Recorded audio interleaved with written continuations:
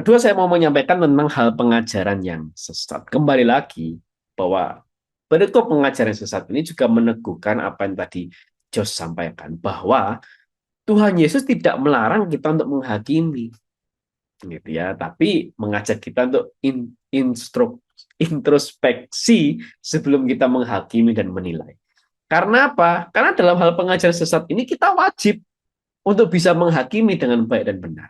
Kita wajib untuk bisa menilai pengajaran ini sesat atau benar. Perbuatan ini sesat atau sama gitu ya. Nah, kita wajib untuk bisa menilai hal tersebut. Kita wajib untuk bisa menghakimi hal tersebut, begitu ya. Nah, maka bahkan di ayat 15 di awal perikop ini Tuhan Yesus mengatakan waspadalah terhadap nabi-nabi palsu. Nah, ini kan harus dihakimi. Kan begitu. Kita mesti bisa menghakimi, oh ini nabi palsu. Kan begitu kan? Ini bukan domba tapi ini serigala buas. Nah, apalagi Tuhan Yesus menyampaikan ini tadi di perikop-perikop sebelumnya disampaikan ada dua hewan Tuhan Yesus sebut, anjing dan babi. Nah, di sini Tuhan Yesus tambah satu lagi, serigala yang buas. Nanti kita bahas ya. Nah, ini menarik. Nah, kemudian eh, nah, saya mau menyampaikan sedikit begini.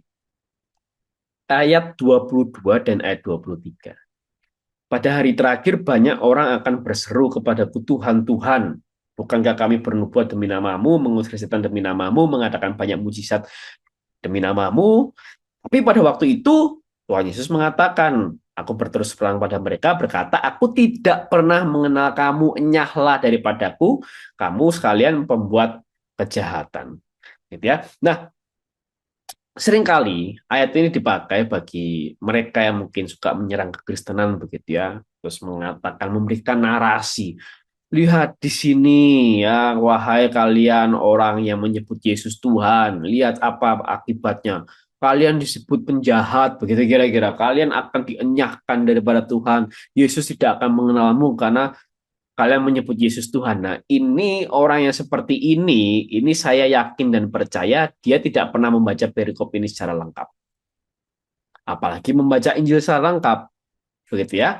Karena dua ayat terakhir ini tidak bisa dilepaskan daripada konteks. Konteksnya tentang apa? Konteksnya tentang pengajaran sesat. Konteksnya tentang apa? Konteksnya tentang perbuatan yang jahat. Gitu. Jadi tidak bisa dilepaskan daripada konteks. Gitu ya. Konteksnya apa? 20 ayat 21 melakukan kehendak Bapa. Itu konteksnya. Jadi percuma berseru kepada Yesus Tuhan Tuhan, tapi tidak melakukan kehendak Bapa, itu pembuat kejahatan, kata Tuhan Yesus. Begitu. Malah justru kedua ayat ini menunjukkan apa? Bahwa sudah dari sejak zaman para rasul, sudah dari sejak zaman murid-murid Yesus, orang Kristen itu biasa memanggil Yesus sebagai Tuhan Tuhan. Gitu. Jadi kalau mengatakan, oh dulu mengikut Yesus tidak pernah menyebut Yesus sebagai Tuhan, salah. Justru ayat ini menegaskan bahwa pengikut Yesus sejak dari zaman semula, sejak dari zaman para rasul, sejak dari zaman murid-murid Yesus, sudah menyebut Yesus sebagai Tuhan. Begitu. Dan Tuhan Yesus tidak keberatan disebut sebagai Tuhan. Tuhan Yesus tidak keberatan disembah. Begitu ya. Ini menarik. Kita bahas lebih dalam lagi. Maka dari sini kita bisa nanti akan bahas dua hal. Pertama, kita mesti waspada terhadap nabi-nabi palsu. Ya, jadi kita mesti bisa wajib untuk menghakimi, menilai dengan baik dan benar siapa nabi-nabi palsu ini. Kedua, kita juga mesti bisa menghakimi dan menilai siapa pembuat kejahatan ini. Bisa jadi kita nabi-nabi palsu, dan bisa jadi kita juga adalah seorang pembuat kejahatan. Kita akan introspeksi dari ini ya. Kita coba bahas. Pertama, nabi-nabi palsu. Nah, tadi yang saya sampaikan ya, bahwa di sini Tuhan Yesus memberikan satu nama hewan lagi. Tadi dari perikop sebelumnya sudah disampaikan tentang babi dan anjing. Beda. Nah, di sini Tuhan Yesus menyampaikan satu lagi, yaitu serigala. Santo Yohanes Chrysostom menyimpulkan ketiga hewan yang disebut oleh Tuhan Yesus ini, babi dan anjing, dan juga serigala. Santo Yohanes Chrysostom mengatakan apa? Babi anjing itu masih mending. Kenapa? Karena tidak menyembunyikan sifat asli mereka. Jadi mereka buruk itu terang-terangan, babi dan anjing ini. Sehingga mereka tidak layak untuk menerima hal-hal yang terhormat, tidak layak untuk menerima hal-hal yang kudus, gitu ya. Tapi, nah ini, serigala ini tersembunyi dari bayang-bayang. Jadi orang itu tidak dapat melihat mereka saat mereka menyerang. Jadi halus sekali. Hari kita akan bahas betapa halusnya para penyesat. Betapa dia main cantik istilahnya zaman sekarang itu main cantik sekali. Itu halus sekali. Sampai kita nggak sadar bahwa orang ini penyesat. Kita akan bahas ya. Kita akan bahas. Nah, siapakah nabi-nabi palsu itu? Ini yang bagian pertama ya. Dari ketiga ini, ya pertama tidak ke Bible menyampaikan bahwa nabi-nabi palsu ada orang-orang yang kemunafikan dan ajaran sesatnya menyesatkan, menyebabkan kebingungan di antara orang-orang, ya.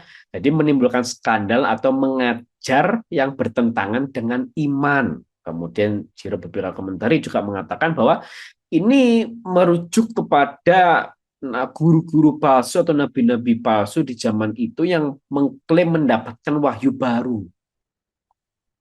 Itu ya, wahyu baru. Jadi eh, selama periode sebelum perang Yahudi tahun 66 sampai 70 Masehi ini kan Tuhan Yesus sudah naik ke surga ya. Tuhan Yesus kan naik ke surga sekitar tahun 33 Masehi gitu ya. Nah, di sana muncul mungkin kira-kira para guru-guru palsu, nabi-nabi palsu yang mengklaim bahwa saya mendapatkan wahyu yang baru, gitu ya, mengupdate apa yang Tuhan Yesus sampaikan. Nah, gitu kira-kira itu disebut sebagai nabi-nabi palsu. Atau juga George Lee Haydock juga menyampaikan bahwa mereka yang tidak mengajarkan Injil Kristus yang murni. Jadi siapa nabi-nabi palsu? Part pertama ini. Mereka yang mengajarkan kesesatan.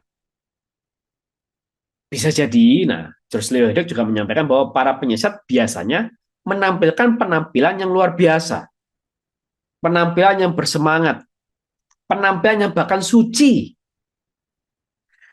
gitu ya. Ajarannya itu seakan-akan benar, seakan-akan. Tapi sebenarnya dia tidak mengajarkan Injil Kristus yang murni. Nah ini. Jadi nabi palsu bisa jadi siapa? Mereka yang perbuatannya baik, perbuatannya benar, mengasihi orang, perhatian dengan orang, begitu ya. Tapi yang diajarkan palsu, yang diajarkan sesat. Ya, maka saya mau sebutkan satu sekte ya secara terang-terangan, misal sebagai contoh adalah saksi Yehova. Ya, Jehovah Witness. Saksi Yehova ini mereka melaksanakan misinya itu dengan luar biasa. Datang mengunjungi dari pintu ke pintu, begitu ya, dengan lembutnya, dengan santun, dengan sopan. Halo Bapak, Ibu, bagaimana kabarnya? Begitu ya, bahkan ya mungkin beberapa orang pernah mengalami itu. Tapi ketika dia mulai mengajar, dia mulai sampaikan, Yesus ini adalah malaikat Mikael, lah, begitu kira-kira. Begitu ya, tentu ini bukan Injil Kristus yang murni. Gitu ya. Mereka mulai mengajarkan Yesus ini itu ya ciptaan. Allah itu hanya Yahweh, hanya Yehova Allah itu. Yesus ini bukan Tuhan karena Yesus ini ciptaan, ciptaan yang dijadikan Tuhan. Nah, begitu kira-kira. Hal yang seperti ini juga kita mesti waspadai. Ini juga disebut sebagai nabi-nabi palsu. Makanya itu juga waspada dengan orang-orang yang baik seperti itu ya. Kita juga harus mengecek ajarannya, gitu ya. Mengecek juga dari buahnya. Salah satu buahnya apa? Ajaran. Tapi juga bukan hanya itu saja nabi-nabi palsu. Siapa lagi nabi-nabi palsu itu? Gitu ya. Mereka yang juga dinilai dari kehidupan. Bisa jadi mereka mengajarkan hal yang benar, tapi kehidupannya jahat. Ya kan? Santo Yohanes Chrysostom menegaskan kembali mengutip tentang buah roh, kasih, sukacita, dan sejahtera, kesabaran, kemurahan, kebaikan, iman, kelemah lembutan, penguasaan diri, begitu ya.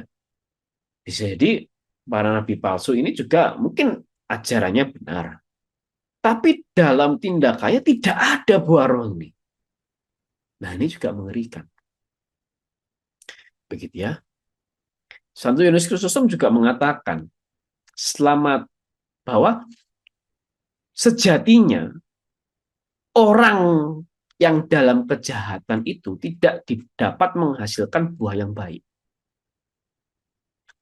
Dia bisa berpura-pura baik, tapi sejatinya dia tidak bisa menghasilkan buah sejati yang baik. Nah, bagaimana dengan kita? Khususnya ayat tentang nabi-nabi palsu ini itu menegur para pemuka agama, menegur para pemimpin agama, menegur para pewarta Injil, menegur para pengajar Injil. Bahwa apa? Kamu jangan mengajarkan pengajaran sesat pertama. Dan kamu jangan berbuat perbuatannya sesat. Nah, itu tentang nabi-nabi palsu. Akibatnya apa? Wah, ini keras sekali. Ditebang, dibuang ke dalam api. Gitu ya. Kalau nanti perikop ayat tentang misal mereka yang berseru kepadaku Tuhan, gitu, tapi tidak melakukan kehendak Bapa, itu Tuhan Yesus katakan tidak dikenal, nyahlah, begitu kata ya. Kalau tentang nabi palsu ini lebih keras, ditebang, dibuang ke dalam api, dan menunjukkan kepada mereka kengerian hukuman dari Allah. Maka dari sini kita belajar bahwa kita harus waspada terhadap nabi-nabi palsu ini. Siapa? Jadi mereka yang melakukan kebaikan, namun mengajarkan kesesatan. Ini hati-hati. Itu tadi saya sampaikan, mungkin orangnya santun, sopan, lembut, perhatian, gitu ya. Tapi mengajarkannya hal sesat, begitu ya. Atau mereka yang mengajarkan kebenaran iman, namun tindakannya sesat, gitu kira-kira ya. Kita masih waspada maka dari terhadap dua hal ini. Dan kita juga mesti introspeksi dari dua hal ini. Bisa jadi kita yang pertama, bisa jadi kita yang kedua. Nah, kemudian kita masuk kepada ayat nyahlah daripadaku para pembuat kejahatan. Bukan setiap orang berseru kepadaku Tuhan, Tuhan akan masuk ke dalam kerajaan surga, melainkan dia yang melakukan kehendak Bapakku yang di surga. Gitu ya. Nah, ini ya. Di sini sebenarnya siapa yang Tuhan Yesus tegur? Kalau nabi-nabi palsu tadi Tuhan Yesus menegur tentang para pemimpin, para rohaniawan gitu, para pemimpin rohani, pemimpin agama. Di sini Tuhan Yesus menegur para murid secara umum. Gitu, atau mungkin para murid yang melakukan pekerjaan penyembuhan, pengusiran setan, gitu ya, dalam nama Tuhan Yesus. Gitu. Tapi tetap hidup dalam kejahatan. Ini fokusnya ke sana. Gitu ya. Maka dari sini sendiri ini meneguhkan bahwa Pak, iman yang paling kuat sekalipun tanpa perbuatan keadilan, tanpa perbuatan yang baik dan benar, tidak akan berguna untuk selamat. Yes, memang kita selamat karena iman, itu kata Rasul Paulus. Benar. Kita selamat karena kasih karunia Tuhan. Benar. Tapi bukan hanya karena iman. Karena kembali lagi pada dasarnya, kalau kita percaya Yesus, mengimani Yesus sebagai Tuhan dan Juru Selamat, tapi tindakan kita tidak sesuai dengan iman itu, apa bedanya kita dengan setan? Setan pun percaya Yesus Tuhan. Bahkan setan jauh lebih percaya Yesus Tuhan daripada kita. Kenapa? Setan itu lihat sendiri Yesus seperti apa wujudnya, tuh kira-kira lihat sendiri. Ngalami langsung, diusirnya seperti apa tuh ngalami langsung. Jadi dia tahu, gitu. Engkaulah anak Allah yang kudus. Untuk apa kau datang kemari? Apakah kau mau menghakimi kami sekarang? Ini kita kira-kira kan setan tahu persis Yesus itu Tuhan. Percaya, yakin 100%. Cuma tindakannya tidak merepresentasikan itu. Gitu. Tindakannya bukan tindakan yang baik. Malah justru tindakan kejahatan. Dan mengajak manusia untuk mengikuti mereka. Begitu kira-kira. Maka di sini tegaskan bahwa perbuatan harus menjadi manifestasi iman. Gitu ya. Nah kemudian, tentang orang-orang bernubuat mengusir setan, mengatakan mujizat. Mungkin dari kita ada yang bertanya-tanya terus, tapi gimana dong? Kalau mereka ini pembuat kejahatan, kata Tuhan Yesus, pada akhirnya dalam ayat 23, mereka ini tidak melakukan kehendak Bapa, gitu ya. Tapi kok bisa mereka ini bernubuat demi nama Tuhan? Mereka ini mengusir setan demi nama Tuhan. Mereka mengadakan mujizat lagi demi nama Tuhan. Lah kok bisa? Kenapa tidak bisa? Karena Santo Hieronymus menegaskan, justru mujizat-mujizat ini itu seringkali bukan karena jasa orang yang melakukannya. Dan Santo Yohanes Chrysostom juga menegaskan, seringkali agar apa? Agar dapat mendatangkan kebaikan bagi orang lain. Jadi seringkali faktor utamanya bukan orang yang mengadakan mujizat, tapi orang yang akan mengalami mujizat. Bukan orang yang akan diusir dari setan, bukan orang yang akan mengusir setan, tapi orang yang akan mengalami sudah diusir setannya dari dalam dirinya. Dan ini Santo Hieronymus memberikan contoh siapa? Saul. Saul orang yang diurapi. Sekalipun dia tidak melakukan apa yang Allah perintahkan. Bileam apalagi. Bileam ini orang kafir. Dukun kafir. Nabi kafir. Nabinya orang Moab yang diperintahkan oleh Raja Moab untuk mengkutuk Israel. Tapi kok bisa-bisa dia bernubuat gitu ya demi kebesaran bangsa Israel. Kemudian Kayafas yang terlibat dalam pembunuhan Tuhan Yesus. Kenapa dia bisa bernubuat? Gitu ya. Kalau memang ajaran ini daripada Tuhan, gitu ya, maka dia akan tetap ada. Kalau ini bukan daripada Tuhan, maka dia akan hilang sendiri. Begitu kan kira-kira? Nah, dan ini menunjukkan bahwa ajaran Kristen ini memang dari Tuhan begitu, karena masih ada sampai hampir 2000 tahun ini. Kemudian terakhir Yudas Iskariot, gitu ya. Dia seorang pengkhianat, tapi kenapa dia ikut melakukan banyak mujizat loh? Dia diutus oleh Tuhan Yesus untuk mengusir setan, ya kan? Berdua-dua untuk mengusir setan, untuk melakukan banyak mujizat. Dia bisa, sekalipun sebenarnya tidak layak, gitu ya. Nah, maka Santo Agustinus juga menegaskan jangan kita tertipu oleh hal-hal seperti itu. Gitu. Ya, jangan kita tertipu dengan berpikir bahwa ada hikmat yang tak terlihat di mana kita melihat mujizat yang terlihat. Jadi, mujizat itu gini, bukan berarti, wih, orang ini mengalami mujizat kesembuhan. Ini pasti Tuhan. Belum tentu. Itu juga mau ditegaskan. Belum tentu. Gitu.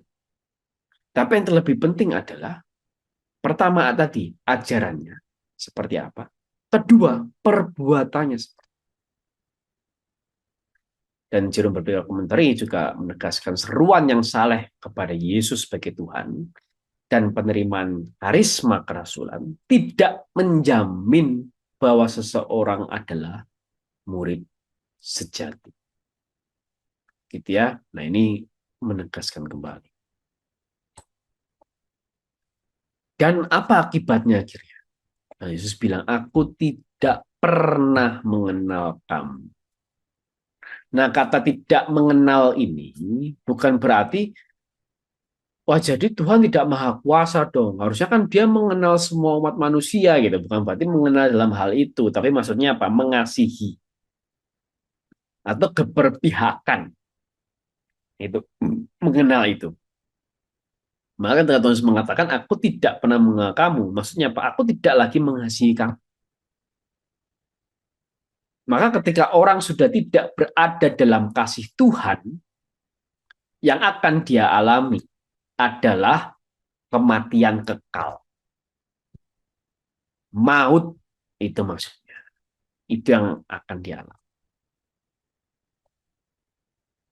Maka dari sini para bapak gereja juga memberikan nasihat. Apa sih hal yang terpenting itu? Pada akhirnya hal yang terpenting adalah kasih. Bukan mujizat. Bukan kuasa mengusir setan. Bukan kuasa bernubuat, karunia-karunia. Itu penting untuk menyelamatkan orang lain. Untuk membuat orang lain percaya kepada Yesus. Penting. Tapi bukan itu yang paling penting. Yang paling penting pada akhirnya kasih dan kerendahan hati. itu yang harus lebih dihargai daripada tadi perbuatan-perbuatan karunia-karunia itu. Para orang kudus di sorga, gitu ya, mereka bisa menjadi orang kudus. Yang pasti adalah mereka punya kasih kepada Tuhan dan mereka punya kasih kepada sesama. Misal sosok yang paling kita sering orang banyak kenal, Mother Teresa misal, gitu ya, kasihnya besar sekali kepada Tuhan dan kepada sesama. Tidak dia melakukan nubuatan, tidak dia melakukan mujizat, tidak dia ngusir setan gitu, keluar setan dalam nama Yesus gitu ya, melakukan eksorsisme, tidak, tapi sebatas kasih. Mulai dari dia lihat para orang-orang miskin, anak-anak, khususnya anak-anak miskin, orang-orang yang sakit, tak terawat, mulai dari situ.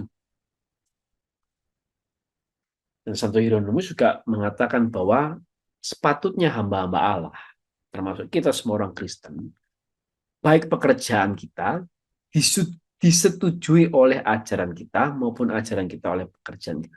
Jadi ini ajakan untuk berintegrasi, integrasi sampai maaf, berintegritas, gitu ya. Ini ajakan kita untuk berintegritas, bahwa apa yang kita sampaikan tentang iman kepada Kristus harus sesuai dengan tindakan kita. Kita menyampaikan hal yang benar, kita bertindak hal yang baik dan benar. Dan kembali lagi bahwa ke Bible menegaskan, meskipun keselamatan semata-mata berasal dari kasih karunia Allah, yes, tapi perbuatan baik merupakan kerjasama yang diperlukan dengan kasih karunia iman yang cuma-cuma itu. Maka dari sini kita belajar bahwa seluruh pengikut Kristus dipanggil hidup berintegritas. Baik perbuatan kita sesuai dengan ajaran kita, maupun ajaran kita sesuai juga dengan perbuatan kita. Nah, tapi dari sini mungkin masih ada pertanyaan begitu. Bagaimana kalau misalnya kita menghadapi nih, gitu ya, orang ini ada orang mungkin dia seorang pemuka agama Kristen, gitu ya, pastor, seorang rohaniawan, seorang pendeta mungkin, gitu ya, yang dia ini ajarannya benar nih, dia mengajarkan ajaran rasuli, gitu ya, mengajarkan tentang Tritunggal, mengajarkan tentang keilahian Yesus, gitu kira-kira ya, mengajarkan hal yang benar ini. Tapi kok rasa-rasanya tindakannya kok nggak sesuai ya? Terus apa yang harus kita lakukan sebagai seorang murid? Apakah kita semata-mata langsung, wah ini pengajarannya, ya kamu orangnya ngomongnya jago, ngajarnya benar, tapi tindakannya buruk, nggak perlu kudengerin kalau gitu. Apakah begitu? Saya sedikit, tidak akan saya panjang membahas, tapi saya sedikit mengutip perkataan Tuhan Yesus sendiri dari Matius 23, ayat 1-3. Berkatalah Yesus kepada orang banyak dan kepada murid-muridnya katanya, ahli-ahli Taurat dan orang-orang Farisi telah menduduki kursi Musa. Artinya ahli-ahli Taurat dan orang-orang Farisi punya otoritas untuk mengajarkan Taurat. Artinya begitu ya. Sebab itu, apa Tuhan Yesus bilang? Turutilah, lakukanlah segala yang mereka ajarkan kepadamu. Karena ajarannya benar, karena mereka menduduki kursi Musa. Mereka punya otoritas untuk mengajarkan Taurat. Benar ajaran Tauratnya itu. Lakukan, turuti yang mereka ajarkan. Tetapi, nah ini, jangan kamu turuti perbuatan-perbuatan mereka, karena mereka mengajarkannya tapi tidak melakukannya. Jadi, ini menarik sekali. Ya, ini suatu pengajaran Tuhan Yesus, yang salah satu pengajaran Tuhan Yesus yang saya paling suka juga. Gitu ya, buat Tuhan Yesus mengajarkan di sini, kalau kita melihat orang ini ya, ajarannya benar, tapi kok tindakannya nggak sesuai ya, apa yang kita lakukan? Dengarkan ajarannya tetap. Bukan berarti, wah tindakan nggak sesuai, apa gajah dibelangkoni, iso khotbah orang iso nglakoni, begitu kira-kira. Tinggalin aja. Tidak. Dengarkan ajarannya, taat, turuti, lakukan ajarannya. Tapi kita tahu tindakannya nggak benar, tukang selingkuh, tukang korupsi, jangan ikuti perbuatannya. Selesai perkara. Jadi sedikit ya, ada tiga orto, teman-teman, Bapak Ibu. Ortodoksi, ortopraksi, dan ortolatri. Ortodoksi itu apa? Ortodoksi itu pengajaran yang benar. Ortopraksi itu apa? Ortopraksi itu perbuatan dan tindakan yang benar. Ortolatri apa? Ortolatri adalah peribadatan yang benar. Nah, ini kita mesti punya sebagai orang Kristen. Kita mesti memiliki iman pengajaran yang benar, kita mesti memiliki perbuatan tindakan yang benar, kita juga mesti melakukan peribadatan yang benar. Ya, sebagai orang Kristen tiga-tiga ordo ini harus ada. Nah, di sini Tuhan Yesus menegaskan dua ordo. Pertama, ortodoksi, pengajaran yang benar. Kedua, ortopraksi, tindakan yang benar. Tuhan Yesus mau bilang apa? Ahli Taurat ini dan orang Farisi, mereka ortodoks. Mereka punya ortodoksi itu. Mereka mengajarkan hal yang benar. Cuma mereka tidak punya ortopraksi. Caranya terus bagaimana? Gampang. Dengarkan mereka karena mereka punya ortodoksi. Tapi jangan ikuti mereka karena mereka tidak punya ortopraksi. Selesai. Jadi Tuhan Yesus memisahkan antara ortodoksi dengan ortopraksi di sini. Itu. Jadi memastikan bahwa setiap murid Kristus menerima pengajaran yang baik dan benar dan melakukan tindakan yang baik dan benar. Jangan sampai kita menolak ajaran seseorang yang benar karena perbuatannya tidak benar. Begitu. Ini kita sebagai murid Kristus yang dewasa ya. Khususnya kalau saya mengatakan begini, saya mengatakan kepada teman-teman Bapak Ibu sebagai murid Kristus yang dewasa, yang mampu memisahkan antara ortodoksi dan ortopraksi itu. Oke, maka dari sini kita belajar, waspadalah terhadap nabi-nabi palsu. Siapa mereka? Mereka yang melakukan kebaikan namun mengajarkan kesesatan. Atau mereka yang mengajarkan kebenaran namun melakukan kesesatan. Jadi kalau kita ketemu orang yang melakukan kebaikan tapi mengajarkan kesesatan, apa yang harus kita lakukan? Ikuti tindakannya, kan baik. Tapi tolak pengajarannya. Karena orang ini punya ortopraksi, tapi nggak punya ortodoksi, gitu kira-kira ya. Terus kalau kita bertemu dengan mereka yang mengajarkan kebenaran, tapi melakukan tindakannya sesat, gimana? Terima ajarannya, gitu ya. Ortolatri, ortodoksi, ortopraksi, pakai P ya, ortopraksi, dan ortolatri. Latria, gitu ya, ortolatri. Nah, mereka yang mengajarkan kebenaran namun melakukan tindakan sesat, ya kita terima ajarannya. Karena orang ini punya ortodoksi, tapi kita jangan ikuti tindakannya karena orang ini tidak punya ortopraksi. Jadi memastikan bahwa kita lengkap. Kita punya ortodoksi, kita punya ortopraksi. Dan satu lagi, iya benar, ortolatri.